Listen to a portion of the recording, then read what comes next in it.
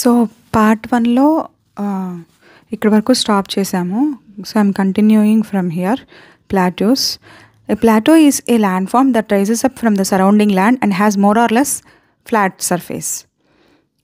So plateau అనేది ఒక landform, అది rises from the surrounding land, అంటే ఈ చుట్టుపక్కల ల్యాండ్ కన్నా ఇది కొంచెం హైలో ఉంటుంది, రైజ్లో ఉంటుంది. And has more or less flat surface, కొంచెం ఫ్లాట్ సర్ఫేసే ఉంటుంది. Some of it sides are often steep slopes. So ఇది హిల్ లాగా మరీ స్టీప్గా ఏమి ఉండదు.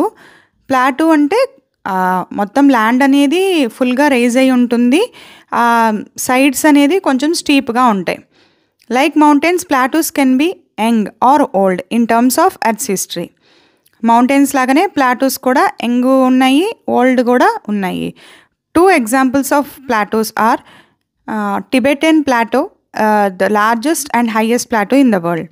సో వరల్డ్లోనే హైయెస్ట్ మరియు లార్జెస్ట్, పెద్దది ఏంటది? Tibetan plateau. హైట్గా ఉన్నది కూడా టిబెటన్ ప్లాటూనే. And 2 examples of plateaus are Tibetan Plateau, the largest and highest plateau in the world, and the Deccan Plateau. The height of plateaus can vary from a few hundred meters to several thousand meters. So height అనేది ఒక 100 meters నుంచి 200 meters, 300 అలా 1000 meters height వరకు కూడా ఈ plateaus అనేవి ఉంటాయి. So ఇక్కడ వరకు అర్థమైంది కదా. Next, Tibetan plateau has an average altitude of 4500 meters. So mountain height ఎంత ఉంటుంది? మనము ఇందాక చూసుకున్నాము, హిమాలయన్ మౌంటైన్ 8848 meters కదా. ఇక్కడ ప్లాటో, హైయెస్ట్ ప్లాటో హైట్ ఎంత ఉంది? 4500 meters, which explains it has been nicknamed the roof of the world. అంటే అంత హైట్లో ఒకటే ఫ్లాట్గా ఉంది కాబట్టి అదొక రూఫ్ లాగా కనపడుతుంది కదా మనకి.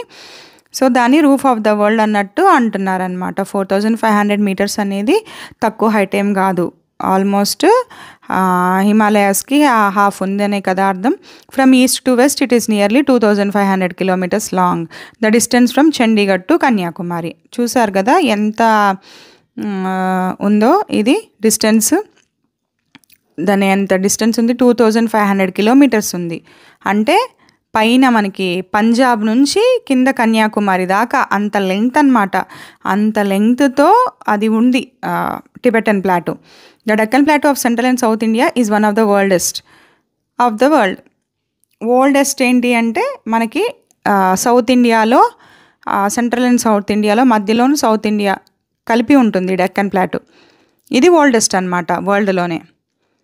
హైయెస్ట్ అండ్ లార్జెస్ట్ ఏది? టిబెటన్. ఓల్డెస్ట్ ఏది? డెక్కన్. అలా గుర్తుపెట్టుకోండి. ఈ డెక్కన్ ప్లాటో ఎలా ఫామ్ అయింది అంటే వాల్కెనిక్ యాక్టివిటీ వల్ల. వాల్కెనో అలా స్ప్రెడ్ అయిపోయింది, లావా స్ప్రెడ్ అయిపోతుంది, స్ప్రెడ్ అయిపోయి అది ఫ్లాట్గా ఫామ్ అయిపోయింది అనమాట. ఇది Deccan plateau. Like mountains, plateaus are rich in mineral deposits. Same mountains అట్లా అయితే మినరల్ డిపాజిట్స్ ఎక్కువ ఉంటాయో, ప్లాటోస్లో కూడా మినరల్ డిపాజిట్స్ చాలా ఉంటాయి. సో మనకి ఫేమస్ చోటా నాగ్పూర్ ప్లాటో అనమాట ఇండియాలో. చాలా అంటే చాలా డిఫరెంట్ కైండ్స్ ఆఫ్ మినరల్స్ కూడా ఉన్నాయి ఆ ప్లాటోలో, చోటా నాగ్పూర్లో. They have been called store houses of minerals. Mineral యొక్క స్టోర్ హౌసెస్, ఓకేనా? అవి అంటే అన్ని రకాల మినరల్స్ ఉంటాయి ఆ ప్లాట్యూస్లో. As a result mining is a major activity on plateaus. So ఆ మినరల్స్ అన్నీ తీయాలి బయటికి అంటే ఈ మైనింగ్ అనేది జరగాలి. ఆ ప్లాట్యూస్ అన్నీ ఇప్పుడు మనకి మైనింగ్ యాక్టివిటీనే ఎక్కువ జరుగుతూ ఉంటుంది ఆ మినరల్స్ కోసం. Where many of the world's largest mines are found. For example, the east African plateau is famous for gold and diamond mining. ఆఫ్రికాలో మనకి ఆఫ్రికన్ ప్లాటోలో ఎక్కువ మనకి గోల్డ్, డైమండ్ మైనింగ్ జరుగుతూ ఉంటుంది. In India huge reserves of iron, coal, manganese are found in Chota Nagpur Plato. చెప్పాను కదా ఇందాక, చోటా నాగ్పూర్ ప్లాటో మనకి ఇండియాలో బాగా గుర్తుపెట్టుకోండి. ఇట్స్ అసలు ఎన్ని మినరల్స్ ఉంటాయంటే దాంట్లో చెప్పలేమన్నమాట.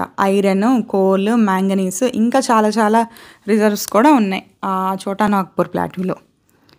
The plateau environment is very diverse across the world. చాలా వేరీడ్గా ఉంటుందన్నమాట environment. Many plateaus have a rocky soil. Soil ఎలా ఉంటుంది ప్లాటూస్ మీద? ప్లాటూస్లో రాకీ సాయిల్ వల్ల మనకి ఫార్మింగ్ అనేది చాలా కష్టం కదా. సో ప్లేన్స్ కంపేర్ టు ప్లేన్స్లో మనకి ఫార్మింగ్ అనేది చాలా ఈజీగా ఉంటుంది. కానీ దీనికి ఒకే ఒక ఎక్సెప్షన్ వచ్చేసరికి డక్కన్ ప్లాటూ అనమాట. దీంట్లో వాల్కనిక్ యాక్టివిటీ వల్ల బసాల్ట్ లావా ఫామ్ అయ్యి అది కెమికల్ వెదరింగ్ వల్ల బ్లాక్ సాయిల్గా ఫామ్ అయ్యి ఆ బ్లాక్ సాయిల్ చాలా రిచ్ బ్లాక్ సాయిల్ అనమాట. సో కాటన్ అనేది చాలా బాగా గ్రో అవుతుంది బ్లాక్ సాయిల్ మీద. Why it is black colour అంటే because of iron and magnesium contents in that basaltic lava. Plateaus మీద మనము చాలా అసలు అందమైన వాటర్ ఫాల్స్ అనేవి కూడా మనం చూస్తాము. ఎందుకని? అది హైట్లో ఉంది కదా. ప్లేన్స్ మీద మనం వాటర్ ఫాల్స్ చూడగలుగుతామా? చూడలేము. ఐదర్ మౌంటైన్స్ మీద కానీ ప్లాటూస్ మీద కానీ వాటర్ ఫాల్స్ మనకి కనపడతాయి.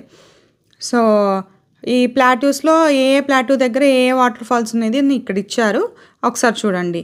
విక్టోరియా ఫాల్స్ ఎక్కడ? Zambezi river in South Africa.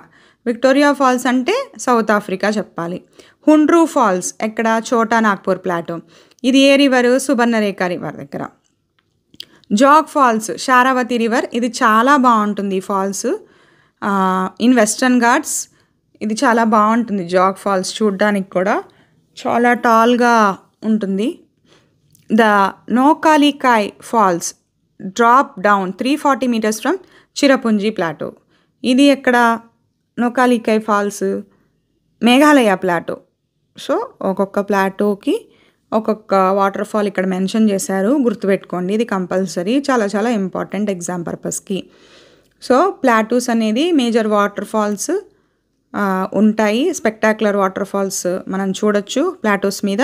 Victoria Falls South Africa, Hundru Falls Chota Nagpur, Jog Falls వచ్చేసరికి శారావతి రివర్ వెస్టర్న్ ఘాట్స్లో. Coming to next, Nohkalikai Falls చూసారు కదా, emerging from Cherrapunji plateau. See this beautiful picture. ఇదే నోకాలికాయ్ ఫాల్స్, ఇది మేఘాలయ ప్లాటూ. చూసారు కదా ఎంత రాకీగా ఉంది ప్లాట్యూ.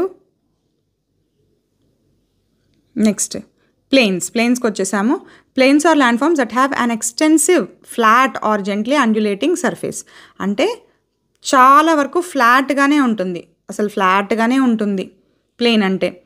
లెస్ అండ్ జెంట్లీ అండ్యులేటింగ్, ఎత్తుపలాలు చాలా జెంటిల్గా ఉంటాయి. మరీ హై లోలు అట్లా ఏమి ఉండదు కదా. ప్లేన్ అంటే ఎలా ఉంటుంది? ఫ్లాట్గా ఉంటుంది.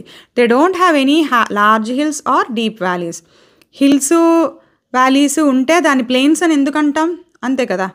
They don't have any hills or deep valleys. They are generally not more than 300 meters above. Nohkalikai Falls చూసారు కదా, emerging from Cherrapunji plateau. See this beautiful picture. ఇదే నోకాలికాయ్ ఫాల్స్, ఇది మేఘాలయ ప్లాటూ. చూసారు కదా ఎంత రాకీగా ఉంది ప్లాట్యూ.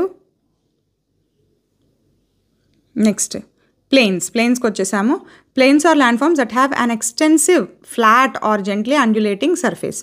అంటే చాలా వరకు ఫ్లాట్గానే ఉంటుంది, అసలు ఫ్లాట్గానే ఉంటుంది ప్లేన్ అంటే. లెస్ అండ్ జెంట్లీ అండ్యులేటింగ్, ఎత్తుపలాలు చాలా జెంటిల్గా ఉంటాయి.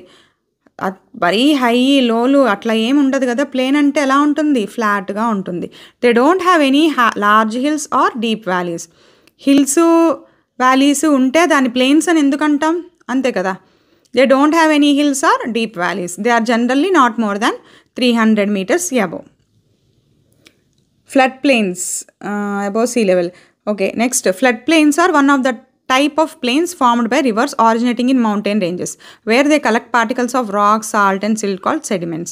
ఈ ఫ్లడ్ ప్లేన్స్ ఏంటి అంటే రివర్స్ తీసుకొచ్చే సెడిమెంట్స్ వల్ల ఫామ్ అయిన ప్లేన్స్ అనమాట. ఈ సెడిమెంట్స్ ఏంటి? రాక్, శాండ్, సిల్ట్ ఉంటాయి ఈ సెడిమెంట్స్లో. మెయిన్గా ఫ్లడ్ ప్లేన్స్ అంటే రివర్స్ వల్ల ఫామ్ అయిన ప్లేన్స్ అని గుర్తుపెట్టుకోండి.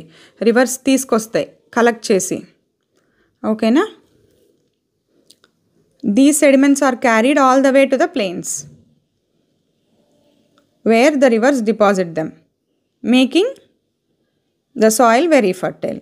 సో ఎక్కడి నుంచో ఈ రివర్స్ అనేవి మోసుకుంటూ వస్తాయి అన్నమాట, వచ్చి ఈ ప్లేన్ దగ్గర స్టాప్ అయిపోతాయి ఈ సెడిమెంట్స్ అన్నీ, ఇక్కడ డిపాజిట్ అవుతాయి, making the soil very fertile. అందుకనే మనకి ప్లేన్స్లో ఫర్టైల్ సాయిల్ అనేది ఉంటుంది. As a result these plains are ideal for growing crops of all kinds. అన్ని రకాల క్రాప్స్ మనం పండిస్తున్నాం కదా ఇక్కడ ప్లేన్స్ మీద. And agriculture is a major economic occupation in this landform. మనం ప్లేన్స్ మీద చూసే ఉంటారుగా, ఎకరాల భూముల మీద మనకి వ్యవసాయమే చేస్తారనమాట. So agriculture is the main economic occupation. Plains also support a variety of flora and ఫోనా. మనకి ఇక్కడ కూడా ఫ్లోరా అండ్ ఫోనా ప్లేన్స్ మీద కూడా మనకి different varieties of flowers plants అనేవి ఉన్నాయి. సీ లెవెల్ అంటే ఏంటి అని ఇచ్చాడు, the average level of surface of the oceans. So ocean యొక్క సర్ఫేస్ లెవెల్ యావరేజే సీ లెవెల్ అన్నమాట. ఇక్కడ చూడండి ఒక ఫిగర్ ఇచ్చారు. This world map shows a few major mountain ranges, plateaus and plains. Mountain ranges ఏమో ఆరెంజ్ కలరు, రివర్ ప్లేన్ ఏమో green colour, plateaus ఏమో బ్రౌన్ కలరు. సో నార్త్ అమెరికాలో ఏం మౌంటైన్ రేంజెస్ ఉన్నాయి, ఆరెంజ్ కలర్ది మౌంటైన్ రేంజ్ అంటే ఇక్కడ కనిపిస్తోంది కదా, ఆరెంజ్ కలర్ది రాకీ. నెక్స్ట్ సౌత్ అమెరికాలో యాండీస్. North America Rocky mountain, south America యాండీస్. ఆఫ్రికాలో అట్లాస్ మౌంటైన్. యూరల్ మౌంటైన్స్ వచ్చేసరికి యూరోప్ ఏషియా బౌండరీ అన్నమాట. ఇండియాలో హిమాలయాస్, ఇది తెలిసిందే అందరికీ కదా. సో బ్రౌన్ అన్నీ చదివేసాం కదా, Rocky, Andes, Atlas, Ural and Himalaya. Next ప్లాటూస్కి వచ్చేయండి, ప్లేన్స్కి వచ్చేయండి. గ్రీన్ కలర్ అన్నీ ప్లేన్స్. ఇక్కడ ఏముంది ప్లేన్, మిసిసిప్పి. ప్లేన్స్ ఎప్పుడు రివర్స్ దగ్గరే గుర్తుపెట్టుకోండి. ఇందాక మనం చదివాం కదా, రివర్స్ తీసుకొచ్చిన సెడిమెంట్స్ వల్ల ఫర్టైల్ ఏరియా అనేది ఫామ్ అవుతుంది, అవే ప్లేన్స్గా మారుతాయి. ఫర్టైల్ ల్యాండ్ వల్లే మనకి అగ్రికల్చర్ అనేది బాగుంటుంది. సో రివర్స్ ఎక్కడైతే ఉంటాయో ప్లేన్స్ అక్కడ ఉంటాయని బ్లైండ్గా గుర్తుపెట్టుకోండి. మిసిసిప్పి రివర్ గుర్తుందా మీకు? ఇక్కడ మిసిసిప్పి కాబట్టి ఇది మిసిసిప్పి ప్లేను. ఇక్కడ కూడా అమెజాన్ రివర్ ఉంది, అమెజాన్ ప్లేను. సో ఇక్కడ Nile river, Nile plain. Ganga and Brahmaputra plain, Indus, Yangtze.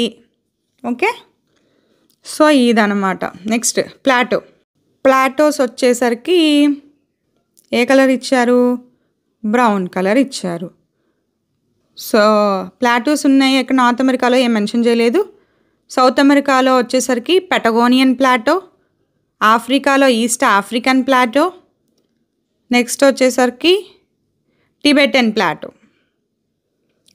ప్లాటోనే కదా highest and largest plateau, roof of the world అని అనుకున్నాము. So Tibetan plateau, that's it. Mongolian plateau కూడా ఇచ్చారు పైన. So these are the mountain ranges, plains, plateaus. వరల్డ్లో ఎక్కడెక్కడ ఏమేమి ఉన్నాయి అనేది ఇచ్చారు, గుర్తుపెట్టుకోండి. Mountain ranges Rocky, Andes, Atlas, Ural and Himalayas. So ఈ పిక్చర్లో వాట్ డస్ ఇట్ రిప్రజెంట్ అని అడుగుతున్నాడు. ఇది గ్రీన్ కలర్ వచ్చేసరికి Ganga plain, fertile Ganga plain. Green అని ఎందుకు అంటే ఫర్టైల్ ప్లేన్ కాబట్టి అగ్రికల్చర్ గ్రీన్ అని గుర్తుపెట్టుకోండి. Next white colour represents snow capped Himalayas. తర్వాత వచ్చేసరికి బాటమ్ లెఫ్ట్లో ఒక ఇమేజ్ ఉంది బ్రౌన్ కలర్లో, అది ఏం రిప్రజెంట్ చేస్తుందని అడిగాడు. అదేమో Thar desert, arid Thar desert అని గుర్తుపెట్టుకోండి. వరల్డ్లో first civilizations like Mesopotamian civilization Iraq దగ్గర, అది యూఫ్రటీస్ అండ్ టైగ్రిస్ రివర్ దగ్గర.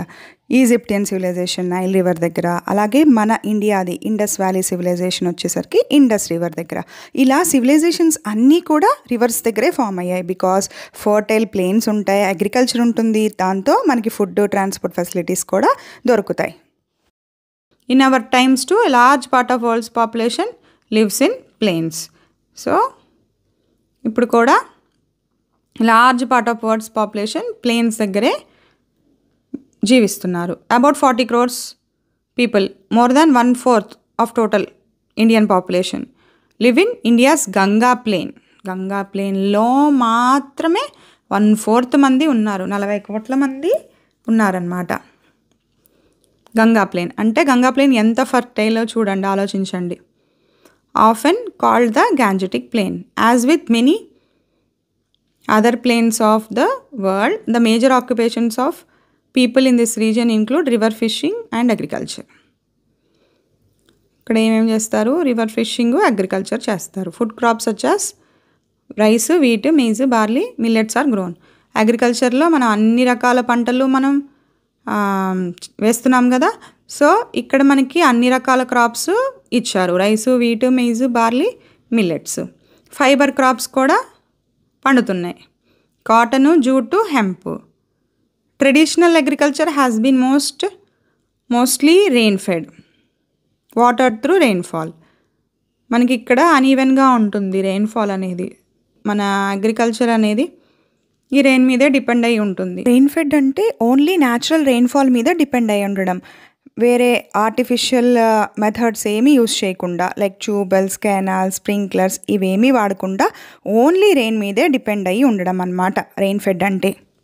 In recent decades however agriculture has turned to irrigation with water brought to the fields through networks of canals or pumped from groundwater. While irrigation has increased agricultural production, it has also contributed to the depletion of groundwater. మనకి irrigation అనేది agricultural production increase చేయొచ్చు. అంటే పంట పండడానికి water కావాలి కదా, ఆ water ఉంటే అగ్రికల్చర్ పంట అనేది బాగా పండుతుంది. కానీ ఆ వాటర్ ఎక్కడి నుంచి వస్తున్నాయి? గ్రౌండ్ నుంచి వస్తున్నాయి. పంటలు బాగా పండుతున్నాయి, కానీ అండర్ గ్రౌండ్ వాటర్ అక్కడి నుంచే కదా వస్తుంది. అక్కడ వాటర్ ఏమవుతుంది? తక్కువ అయిపోతుంది, ground water. This presents A challenge for the future of agriculture. ఇది మనకి ఒక ఛాలెంజ్. గ్రౌండ్ వాటర్ ఏమో అయిపోతుంది, అగ్రికల్చర్కి ఏమో పంటలు పండడానికేమో నీళ్ళు కావాలి. మామూలుగా ఏమో రెయిన్ఫాల్ ఏమో రెయిన్ మీద డిపెండ్ అవుదామంటేనేమో అదేమో రిస్కీ, ఎప్పుడు పడుతుంది, ఏ టైంలో పడుతుంది అనేది మనకి తెలియదు. సో ఇది ఒక ఛాలెంజే కదా మనకి. ఇది ఎలా డీల్ చేయాలి అనేది ఆలోచించండి ఒకసారి. Some of the other problems affecting the Ganga plains include high population and pollution. మనం ఇందాక అనుకున్నాం గంగా ప్లేన్లో 1/4 పాపులేషన్ అంటే 40 కోట్ల మంది ఉన్నారు అని చెప్పుకున్నాం. 1/4 మంది అక్కడ ఉన్నారు అంటే ఎంత ఎక్కువ డెన్సిటీ ఉంది అక్కడ, పాపులేషన్ డెన్సిటీ కదా. హై పాపులేషన్ అక్కడే ఉన్నారు. హై పాపులేషన్ ఉంటే ఆటోమేటిక్గా పొల్యూషన్ ఉంటాయి, అన్ని రకాల హ్యూమన్ మేడ్ డిజాస్టర్స్ జరుగుతాయి. Weather in mountain ranges or plains, rivers around the world have carried immense cultural value. In particular, many communities have considered a river source and its confluence with one or two other rivers to be sacred. ఉత్తరప్రదేశ్లోని ప్రయాగ్రాజ్ దగ్గర మనకి కుంభమేళా జరుగుతుంది. ఆ ప్రయాగ్రాజ్ దగ్గర త్రివేణి సంగమం, గంగా, యమున మరియు సరస్వతి మనకి కనిపించదు, invisible. So అక్కడ మనకి త్రివేణి సంగమం అంటారు. సో ప్రతి సంగమం దగ్గర మనకి చాలా రకాల స్నానాలు, పవిత్ర స్నానాలు కానీ, దీపదానాలు కానీ, పిండ ప్రదానాలు కానీ, పుష్కరాలు కానీ, మనకి ఇక్కడ గోదావరి పుష్కరాలు ప్రతి 12 సంవత్సరాలకి వస్తాయి. అట్లాగే కుంభమేళా జరుగుతుంది అక్కడ ప్రయాగ్రాజ్ దగ్గరే. ఇట్లా మనకి రకరకాల ఫెస్టివల్స్, సెరమనీస్ అనేవి ఈ రివర్స్ కాన్ఫ్లుయెన్స్ దగ్గర, సంగమమ్స్ దగ్గర జరుగుతాయి అన్నమాట. Because plains have great slope, river navigation is easy and supports a lot of economic activity. Gentle slope ఉంటుంది, అసలు ప్లేన్స్కి చాలా చాలా జెంటిల్ స్లోప్ ఉంటుంది. మౌంటైన్స్కి very high steep slopes, somewhat steep slopes, ప్లాట్యూస్కి, ప్లేన్స్కి very very gentle slope. River navigation అనేది చాలా ఈజీగా ఉంటుంది. In early days people also used rivers extensively to travel from one place to another. ఇదివరకు రోజుల్లో నదుల్లోనే ప్రయాణించి పడవల్లో ఒక ప్లేస్ నుంచి ఒక ప్లేస్కి వెళ్ళేవాళ్ళు.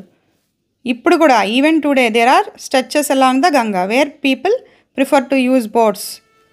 గంగాలో ఇప్పటికి కూడా బోట్స్తో వెళ్తున్నారు ఒక ప్లేస్ నుంచి ఒక ప్లేస్. కాన్ఫ్లుయెన్స్ అంటే meeting point of 2 or more rivers, 2 కానీ 3 కానీ నదుల కలయికని కాన్ఫ్లుయెన్స్ అంటారు. ఓకేనా? సో ఈ ఇది చూడండి, river transportation on the Ganga. ఇది కాశీ అన్నమాట. ఈ కాశీలో బనారస్లో గంగా నది ఇది. చూసారు కదా బోట్స్ మీద ఎలా వెళ్తున్నారో ఇటువైపు నుంచి అటువైపుకి. రెసిలియన్స్ అంటే ఏంటి? The capacity to meet challenges and difficulties, adapt to them or overcome them. నువ్వు ఆ సిచ్యుయేషన్కి నువ్వు అడాప్ట్ అవుతావా అంటే దానికి అనుగుణంగా నువ్వు మారిపోతావా, లేదా దాని నుంచి బయటపడతావా, అది రెసిలియన్స్ అంటే. సో ఇక్కడ మనం 3 మెయిన్ ల్యాండ్ ఫామ్స్ చూసాము. But it surface is very complex and experts often define a few more landforms. So చాలా కాంప్లెక్స్ ఉంది సర్ఫేసెస్. ఒక సచ్ ల్యాండ్ ఫామ్ ఏంటి, ఇంకా కొన్ని ల్యాండ్ ఫామ్స్ ఉన్నాయంట. అది one of the such landform ఏంటి, డిజర్ట్ అని ఇచ్చారు. వర్షపాతం ఉండదు, అసలు వర్షాలు పడవు, చాలా లిటిల్, ఎప్పుడన్నా ఒక్కసారి కొంతసేపు మాత్రమే చాలా లిటిల్గా ప్రెసిపిటేషన్ అనేది ఉంటుంది. అవి డ్రై ఎక్స్పాన్సెస్, డ్రై అయిన ల్యాండ్స్ అన్నమాట అవి. Their flora and fauna are also unique. So నేనేం చెప్పాను, ఆ పర్టికులర్ క్లైమేట్ బట్టి, ఎన్విరాన్మెంట్ బట్టి మనకి ఫ్లోరా అండ్ ఫోనా అనేది అక్కడ డెవలప్ అవుతుంది. సో ఆ పర్టికులర్ క్లైమేట్కి కూడా ఒక యూనిక్ ఫ్లోరా అండ్ ఫోనా అనేది ప్లాంట్స్, యానిమల్స్ ఉంటాయి. మౌంటైన్స్కి ఎలా అయితే వెరైటీగా ఉంటాయో దీని వెరైటీ బట్టి దీనికి ఉంటాయి. Some deserts are hot like Sahara desert in Africa. Hot deserts ఉన్నాయి, కోల్డ్ డిజర్ట్ ఉంది. హాట్ డిజర్ట్ ఏంటి, Sahara. Thar desert in north west. Cold desert కూడా ఉంది, Gobi desert in Asia. So Gobi desert ఏషియాలో ఎక్కడో తెలుసుకుని ఈ వీడియో కింద కామెంట్స్ చేయండి. ఓకేనా? కొంతమందిట అంటార్కిటికా కాంటినెంట్ మొత్తాన్ని ఒక డిజర్ట్ అన్నట్టు అని అంటున్నారట. Despite harsh living conditions humans have adapted to most of the deserts. Humans, మనిషి ఎటువంటి క్లైమేట్కైనా, ఎటువంటి పరిస్థితులకైనా, ఎటువంటి కండిషన్స్కైనా, ఎంత హార్ష్ కండిషన్స్కైనా అడాప్ట్ అయిపోయాడు, అలాగే జీవిస్తున్నాడు. సో డిజర్ట్స్లో కూడా మనము మనుషులం బ్రతుకుతున్నాము. In India communities living in the Thar desert are migrating through it hold rich cultural tradition. మనకు అక్కడ రాజస్థాన్లో థార్ డిజర్ట్లో రిచ్ కల్చరల్ ట్రెడిషన్స్. మీరు ఫిగర్స్ చూసే ఉంటారు, బొమ్మలు, కుండల మీద కుండలు అలా పెట్టుకొని కలర్ఫుల్ డ్రెస్సెస్ వేసుకొని వెళ్తూ ఉంటారనమాట. వాళ్ళు గాజులు కానీ అవి మీరు పిక్చర్స్ చూసుంటే మీకు క్లియర్గా తెలుస్తుంది. సచ్ యాస్ ఫోక్ సాంగ్స్ పాడుకుంటారు. ఓకేనా? The diverse ways in which humans have made all landforms their home is a testimony to our adaptability and resilience.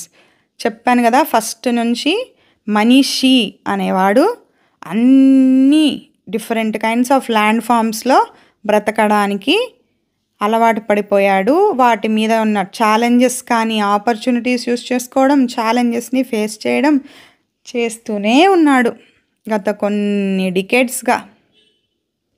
The 5 Thinais of ancient Tamil Sangam poetry are 5 landscapes associated, lifestyles, moods, emotions.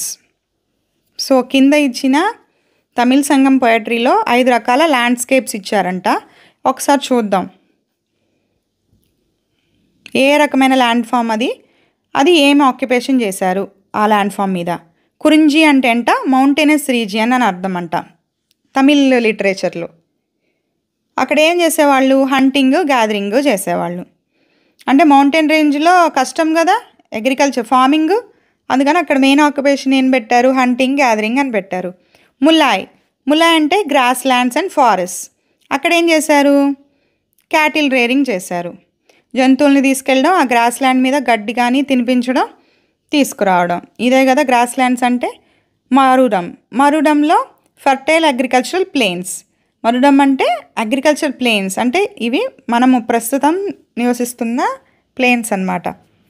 Farming planes కాబట్టి ఏం చెప్పాను మీకు, ఫార్మింగ్కి ఈజీగా ఉంటుంది, fertile land ఉంటుంది కాబట్టి అని చెప్పాను. నెయిడల్, నెయిడల్ ఏంటి, కోస్టల్ రీజియన్స్. కోస్టల్లో ఏ కోస్టల్ ఏరియాలో ఏం చేస్తారు, అక్కడ సముద్రాలు ఉంటాయి కాబట్టి ఫిషింగ్, సీఫేరింగ్ చేస్తారు. పలై, పలై అంటే యారిడ్ డిజర్ట్ లైక్ రీజియన్, అంతే కదా, అంటే థార్ డిజర్ట్ అనమాట. అక్కడ జర్నీయింగ్ అండ్ ఫైటింగ్, అంటే వెళ్తూ ఉంటారు, ట్రావెల్ చేస్తూ ఉంటారు.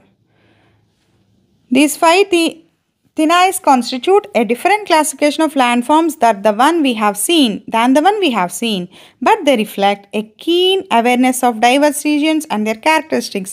ఇక్కడ కూడా మీరు చూసుంటే పర్టికులర్గా ఇది మౌంటైను, ప్లాటో, ప్లెయిన్, డిజర్ట్ అని ఇవ్వకపోయినా ఇక్కడ మౌంటైన్ ఇచ్చారు, గ్రాస్ ల్యాండ్ వెరైటీ ఇచ్చారు, ప్లెయిన్ వెరైటీ ఇచ్చారు, కోస్టల్ వెరైటీ ఇచ్చారు, డిజర్ట్ కూడా ఇచ్చారు. కాకపోతే ఇక్కడ ప్లాటోస్ అనేది కనిపించలేదు కానీ, సో మీరు బట్ బాగానే ఉంది వీళ్ళది కూడా.